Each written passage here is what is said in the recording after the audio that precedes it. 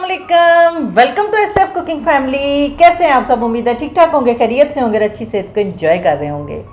जनाब, खीर बनाना जो है ना वो सबको बड़ा मुश्किल लगता है क्योंकि इसमें इतना टाइम लगता है, सर पे खड़े होना पड़ता है, चम्मच चलाना पड़ता है। और आज हम आपको बताएंगे कि इन सारे झंझटों से आप जान कैसे छुड़ा सकते हैं।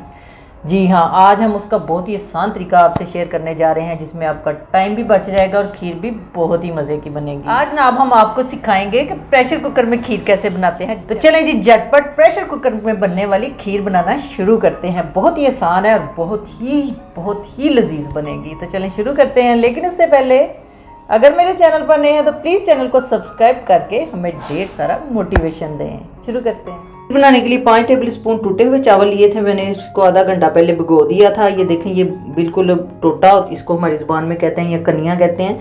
तो ये वाले चावल अगर आपको मिल जाए तो बेहतर है क्योंकि इसमें स्टार्च ज़्यादा निकलता है और फिर ये खीर जो है ना मज़े की बनती है। अगर ये इस तरह से टूटे हुए चावल आपको नहीं मिलते तो आप साबुत चावलों को भी ग्राइंडर में दरदरा सा पीस के इस तरह से बना सकते हैं। इसमें ये जो पानी है जिसमें भिगोए हुए थे, ये दूधिया सा हो गया। ये स्टार्च है, इसको आपने ज़ाया नहीं करना, इसके समेत ही हम इसको प्रेशर कुकर में डालेंगे। और 1 लीटर दूध लिया है मैंने यहाँ पे, इसमें से 2 कप दूध हम इसमें शामिल कर देंगे और 2 कप दूध जो है उसको बचा के हम साइड पे रख देंगे। प्रेशर कुकर की हम जो है ढक्कन बंद करके तो इसको मीडियम फ्लेम पे 15 से 20 मिनट जो है ना वो पकाएंगे, मीडियम टू स्लो फ्लेम पे, ठीक है।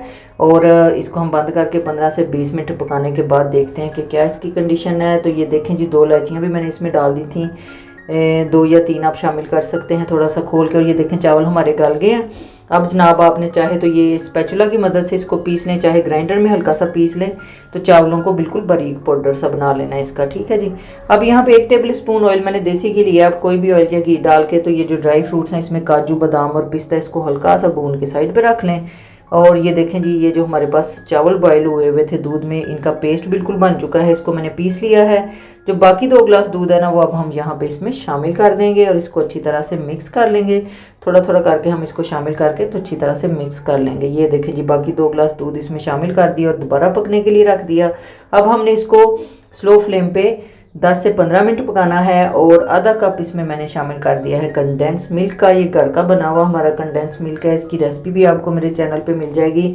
और अगर आप ये नहीं शामिल करना चाहते, ये आपके पास नहीं है, तो आप आधा कप इसमें पाउडर मिल्क और चीनी हस्बे जायका आप इसमें शामिल कर सकते हैं। ये जो ड्राई फ्रूट्स हमने रोस्ट करके रखे हुए थे ये भी इसमें शामिल कर देंगे। बस जी, खीर जो है ना हमारी काफ़ी हद तक गाढ़ी हो गई है, इसमें से बबल से बनने लग जाए तो इसको छोड़ दें। ये देखें, थोड़ी सी ठंडी करने के बाद ये इस तरह की हो जाएगी और मज़ीद ठंडी होकर थोड़ी सी और थिक हो जाएगी।